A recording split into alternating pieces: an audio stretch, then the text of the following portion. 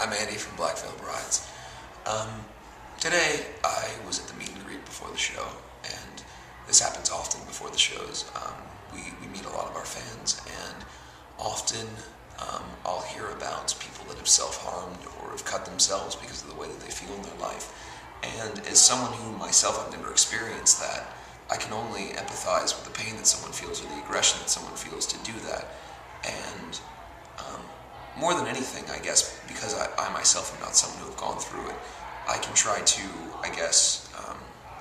visualize my own pain and anger that I went through when I was younger and see how it can be transferred that way, or how you could in some way see some sort of release from that. But to me, the idea of harming yourself is sort of counteractive to the idea of being your own person and being rebellious and sort of fighting against those things, because to hurt yourself is sort of hurting the one temple and the one thing that is intrinsically the thing that maintains you, and you are who you are. I know that sometimes it's difficult to deal with life. I know better than a lot of people that the drudgeries of day-to-day life, or being in a small town or growing up feeling like you don't necessarily know your place, that can be difficult.